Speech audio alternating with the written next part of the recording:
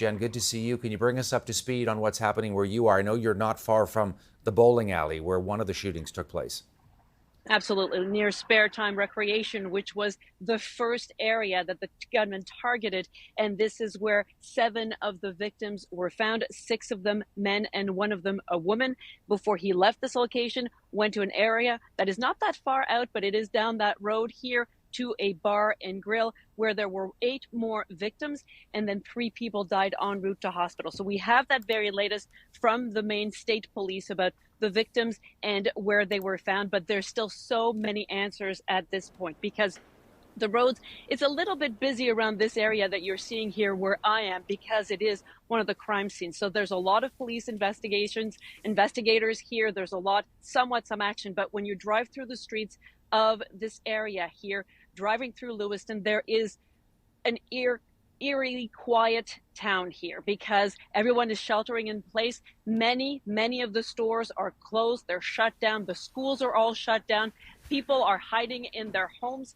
And we've heard from people who are talking about the fact that they're really been on high alert all night as they wait for the manhunt to continue here and they wait for police officers to catch up to the suspect in this case. Right, and so we're talking about this manhunt, and I know hundreds of officers, Jen, have been deployed across Maine. We talked about, as you know, New Hampshire, just to the west, Vermont as well, plus New Brunswick and Quebec. Absolutely. It was right at the border. There was a lot of security actually between Canada and the United States. There were officers from the appeared to be American side of the border that were stationed there with firearms in hand, waiting, ensuring that there would be no one crossing that shouldn't be crossing at that particular spot along the road. As you say, this is very close to Montreal, to the Canadian border. I mean, just about an hour from here, I could still see this little area where people were flying Canadian flags, in fact. So we can talk about the proximity there, but they just have no idea where the suspect could be at this particular moment. We know that his car was found in a nearby community here, and that is the last trace that has been found that we know of as police continue their search for him. Maine is an area, it's a very quite particular at this time of the year. It's a warm fall day here. There's a lot of foliage. It's a beautiful area.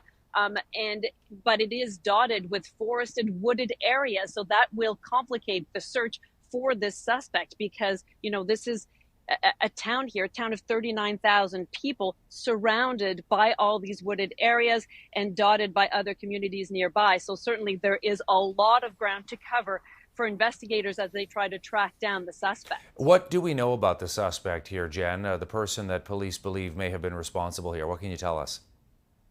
Well, we know that it is Robert Card. He's 40 years old. We know that he was a certified firearms instructor, and that also is something that is complicating the events here because of the fact that, police are looking at the video evidence that they have from the shootings, of course, and they see his mastery of his use of the firearm. So that's certainly something that is of concern as he's not been tracked down. They also know that he is an Army reservist. He's been an Army reservist since 2002. So, more than 21 years.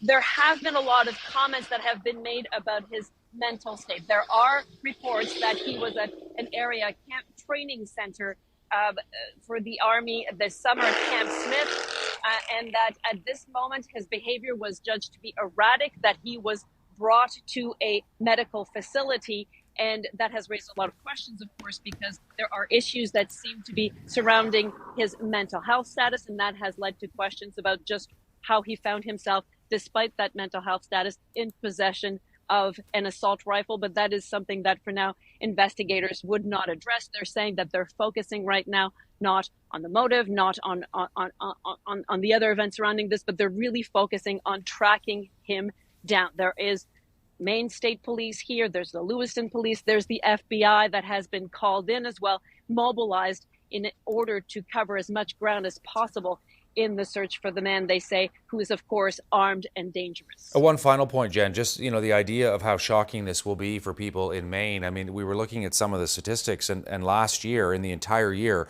there were only 29 homicides in Maine. Here we're talking about 18 people killed in one shooting.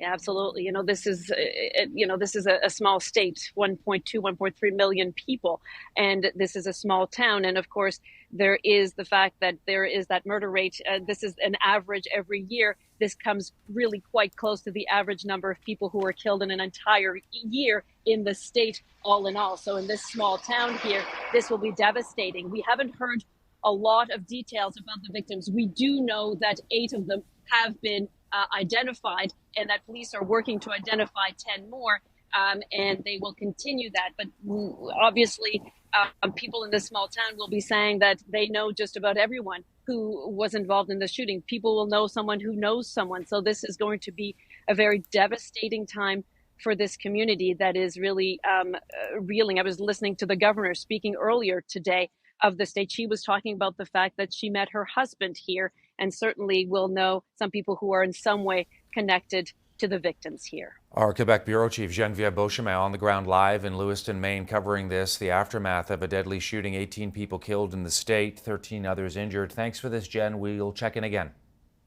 Thanks, Todd.